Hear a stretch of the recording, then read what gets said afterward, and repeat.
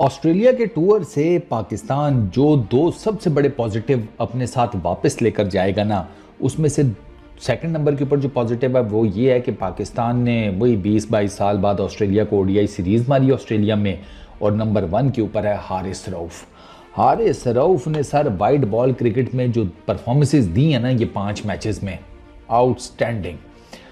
मतलब हारिस रऊफ़ वो हारिस रऊफ़ लग ही नहीं रहा था यार, जिसको हमने लानते दे दी, बददुआएं दे दी, गालियां दे दी, जो मर्जी मतलब सब कुछ दे दिया। और हारिस रऊफ़ जो है उसकी कुछ समझ नहीं आ रही थी कि वो क्या कर रहा है। लेकिन अब इस ऑस्ट्रेलिया के टूर में हारिस रऊफ़ को ना जहाँ से मैटर करता था ना वहाँ से हारिस रऊफ़ को कुछ कहा गया और हारिस रऊफ़ ने सोचा कि भैया अब ऐसे काम नहीं चलेगा। तो हारिस रऊफ़ ने जो फिर परफॉर्मेंसेस दी हैं वो आपके सामने हैं। आप इसकी लाइन चेक करें, लेंथ इसने जो डिलीवर की हैं यार, इसने ऑनेस्टली स्पीकिंग खंगने नहीं दिया। और इसकी अगर किस्मत इसका साथ देती तो ये मैं आपको बताऊं कि मेजर विकेट टेकर होता, मेजर। हालांकि ठीक है 10 विकेटें इसने ली हैं, हाईएस्ट विकेट टेकर है ओडीआई सीरीज़ का, लेकिन ये 10 से ज़्यादा ले जाता अगर इसकी किस्मत इसके साथ देती। जो इसके एजेस बचे, जो एजेस स्लिप्स में से या आगे पीछे से निकल गए, जो कैचेस ड्रॉप हुए, वो मिला मिलू के आप देख लें।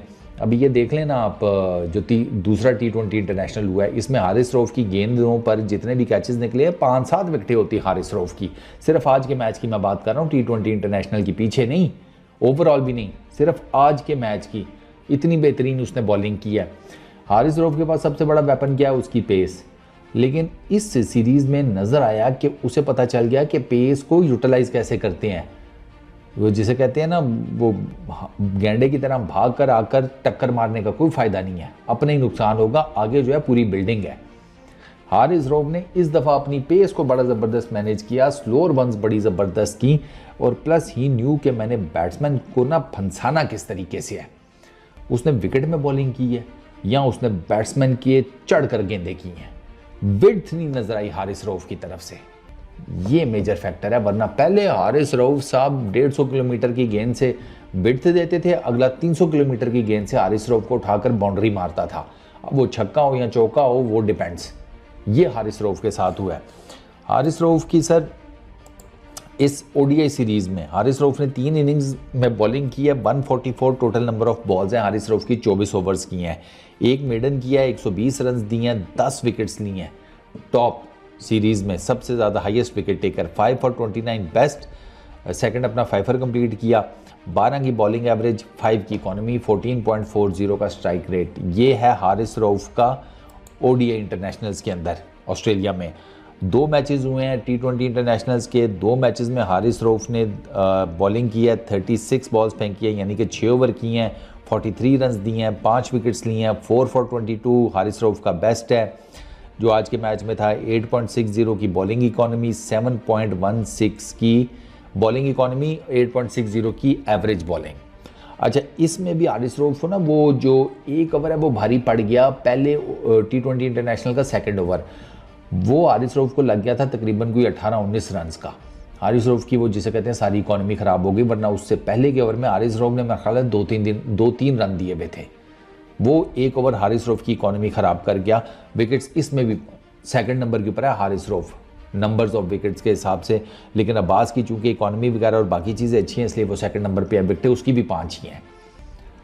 हारिस रऊफ़ इस जिसे कहते हैं ये 5 की बजाय ना करते 7-8 के ऊपर बैठा होता, नंबर ऑफ विकेट्स के हिसाब से मैं कह रहा हूँ। अगर आप नहीं, इवन शायद 7-8 से भी ऊपर चला जाता अगर आपने इसकी गेंदों के ऊपर कैचेस पकड़े होते।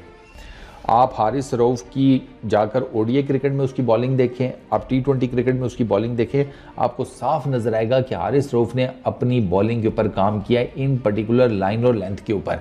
पेस तो उसके पास हमेशा से थी, 140 प्लस तो वो मजाक में मारता है ना, सीरियस हो के तो 150 के करीब चला जाता है, तो पेस उसके पास ऑलरेडी थी। इस मर्तबा उसने पेस की जिसे कहते हैं लाइन और लेंथ के हिसाब से सही यूटिलाइजेशन की है। उसने बैट्समैन की बॉडीज़ को टारगेट किया। जिसने भी जो हारिस रऊफ़ को पीछे रूम देकर खेलने की कोशिश करता था कि यार ये तो विकेट टू विकेट बॉल कर रहा है, हारिस रऊफ़ उसको विकेट में बॉल ही नहीं करता था, उसके जिसे कहते हैं जिस्म पे मारता था। अब वो आप जितने मर्जी बड़े तुगरम खान हैं, लेकिन जब आपको 140 प्लस की गेंद आती है ना बॉडी की तरफ, तो उसको मैनेज करना इतना आसान नहीं होता, ज़्यादा से ज़्यादा उसके ऊपर सिंगल हो सकता है। यहाँ आपकी किस्मत अच्छी है, आपका कोई एज जो लग जाए और वो डीप फाइन लेग की तरफ जिसे कहते हैं वो डेलिकेट सा होकर फाइन सा होकर निकल जाए, ये यानी कि विकेट कीपर के बिल्कुल साथ से, तो आपको एक बाउंड्री मिल जाती है, वरना आप मैक्सिमम सिंगल ही निकाल पाते हैं। हारिस रऊफ ने ये सारे काम किए हैं और ये बोलने में जितने ज़्यादा आसान है उस लड़के ने मेहनत से करके दिखाए हैं। तो Haris Rauf there is no doubt कि पाकिस्तान की तरफ से फाइंड है भाईजान इस टूर्नामेंट में। मतलब फाइंड से मुराद ये है कि उसने अपने आप को दोबारा से ना खोज लिया है। शुरू में ठीक था लेकिन फिर हारिस रऊफ को आपके सामने ही है, हर जगह बहुत ज़्यादा मार पड़नी शुरू हो गई, इन पर्टिकुलर ओडीआई क्रिकेट में बहुत ज़्यादा। जितना हारिस रऊफ के ऊपर डिपेंड किया जाता था वो उतनी ज़्यादा मार खा के आता था। फिर ये वर्ल्ड T20 में भी हारिस रऊफ का कोई ज़्यादा अच्छा नहीं गया। वो USA वाला लास्ट ओवर वो तो कोई भी नहीं भूलता। मतलब वो जो हारिस रऊफ था ना, वो ब्रेनलेस हारिस रऊफ था जिसे कख पता नहीं क्या हो रहा है। वो मिड ऑफ आगे लेकर बैट्समैन को फुल टॉस मार रहा है, वो वाला हारिस रऊफ था। और एक ये हारिस रऊफ है जिसने भाई साहब इस पूरी सीरीज़ में वो पाकिस्तान का एलीट बॉलर है, बाकी सारे इससे नीचे हैं, सारे के सारे, क्या शाहीन, नसीम, बाकी कोई भी, सारे इससे बहुत नीचे हैं। इसने इतनी ज़बरदस्त बॉलिंग की है। अब आई रियली होप कि हारिस रऊफ और ज़्यादा अच्छा, हारिस रऊफ का ना एक और भी है, हारिस रऊफ को ऑस्ट्रेलिया में खेलने की एक तो प्रैक्टिस बहुत ज़्यादा है BBL की वजह से, और हारिस रऊफ ऑस्ट्रेलिया में परफॉर्म भी बड़ा अच्छा करता है। हारिस रऊफ की टोटल अगर मैं गलत नहीं हूँ तो ऑस्ट्रेलिया में 13 विकेट्स हैं। हारिस रऊफ ने 9 मैचेस 9 इनिंग्स 32 ओवर किए में T20 इंटरनेशनल में। हारिस रऊफ ने ऑस्ट्रेलिया के अंदर एक मेडन किया हुआ है, 221 रन दिए हुए हैं, 13 विकेट्स हैं, 4 for 22 बेस्ट है, 17 की बॉलिंग एवरेज है, 6.90 की बॉलिंग इकॉनमी है। तो हारिस रऊफ इंजॉय करता है बॉलिंग ऑस्ट्रेलिया में।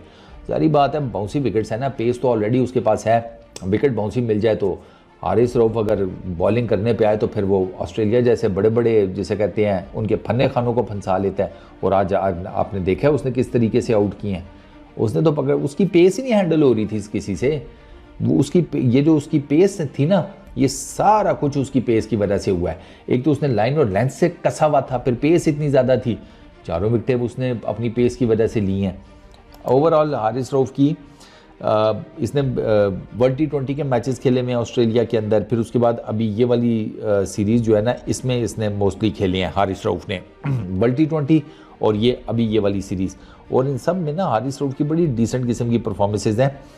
एक मैं मैच देख रहा हूँ जो कि हारिस रऊफ का है जनाब, साउथ अफ्रीका के अगेंस्ट सिडनी में 3 नवंबर को जो हुआ था वर्ल्ड T20 का मैच। हारिस रऊफ को इस मैच में मार पड़ी हुई है, 3 ओवर्स में 44 रन, 14.60 की इकॉनमी। एक और मैच है जो कि ऑस्ट्रेलिया के अगेंस्ट ब्रिस्बेन में ये अभी जो हुआ है पहला, इसमें हारिस रऊफ को 10.50 की इकॉनमी है। वरना हारिस रऊफ की इकॉनमी है जी, ऊपर से शुरू करता हूँ, मतलब इंडिया के अगेंस्ट 9 की, जिम्बाब्वे के अगेंस्ट 3 की, नीदरलैंड्स के अगेंस्ट 3.33 की, 5.25 की, बांग्लादेश के अगेंस्ट 8 की इकॉनमी, न्यूजीलैंड के अगेंस्ट 5.75, इंग्लैंड 5.75, ये फाइनल है। तो Haris Rauf has always been brilliant in Australia and I really hope कि वो इसी तरीके से कंटिन्यू करे।